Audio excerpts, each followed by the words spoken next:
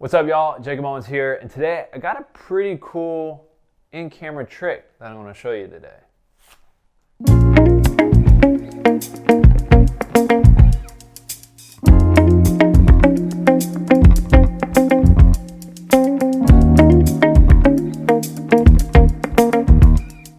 So first and foremost, this is our new handheld effects filter from Prism Lens Effects. This is brand new right now. You can go pre-order it. But I want to talk about in-camera effects today and how it is a staple in the industry since the dawn of time for filmmaking and photographers. A lot of new age filmmakers today are so caught up with you just do it in post. There's an effects filter for that in post. Oh, I could just do that in post. And what people don't realize is that effects filters and filtration in front of your camera lens have existed forever. Still to this day, you have photographers using wine glasses or pantyhose over the lens or a softening filter in front of their lens to give their modern lenses a less digital and sharp tactical look to soften and bloom highlights. And this has been used in the 70s, 80s, and 90s with different types of glass filters that you would either attach to your lens or hold up in front of your lens. Over the years of shooting music videos with my friend Tom, DP, we've used a split diopter a ton to dance in front of the camera lens, as well as anything else from a light bulb to a beer bottle, wine glass, stained glass, and other plastic and cellophanes and water bottles and other random things. This is a trick that is still widely used today. And I'm going to even pull up a little bit of proof because you have a lot of these new age filmmakers, again, just say like, no one does that, or I'm just gonna do that in post. And what people don't seem to understand is that your lens is made up of various glass elements. So how is it any different of throwing another glass element in front of your lens?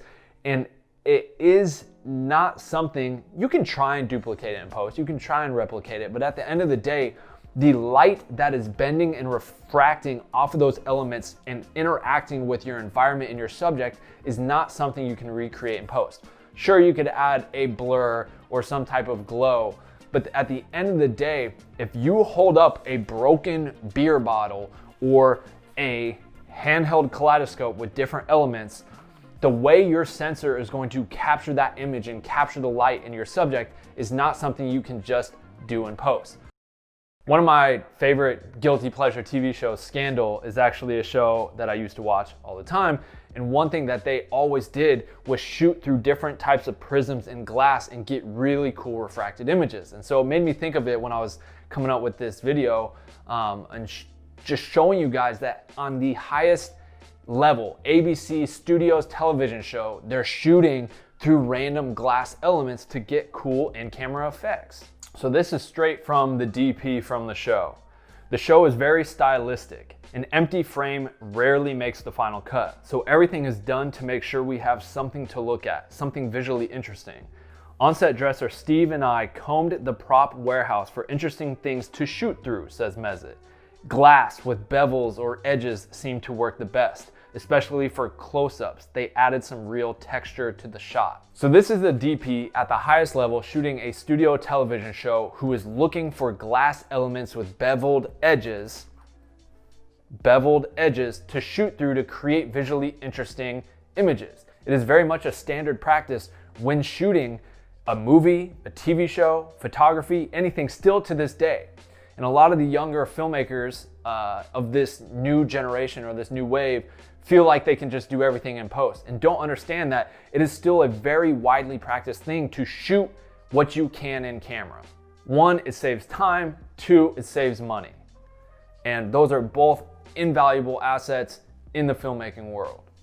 So this new product that we made is a basically larger version of our mountable 77mm subtle kaleidoscope. We've now taken that small 77mm subtle kaleidoscope, we've cut it in half, enlarged it to 150mm diameter so it fits in front of any lens, whether it's a photography lens or the biggest master prime cinema lenses, given it a 2-finger handle so that you can really dodge and move, whether it's a video, whether it's photos, and this will just give you some really cool in-camera effects that In my opinion, you just cannot duplicate in post, period. End of story. I don't care what you say. You could say you can recreate it. You can't. And this isn't to say that this is the only thing that you can use to do that. I just want to tell you guys there are so many cool, fun, and interesting ways that you can create in-camera effects.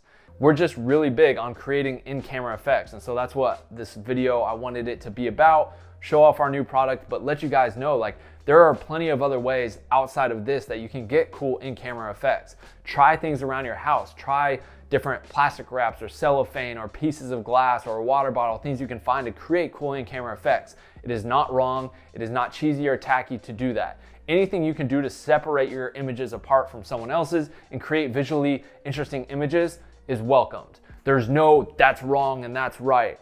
Filmmaking and photography is an art, and it's open to interpretation and to your taste. Don't let anyone ever tell you that doing this is wrong or bad. They just might not prefer it or like it, but that doesn't make it wrong. If you want to learn more about our Prism Lens Effects filters and this filter in general, go check us out, prismlenseffects.com. I'll link it below, and you can go check out all the different filters we have. We're building a lot more really cool stuff like this, so stay tuned.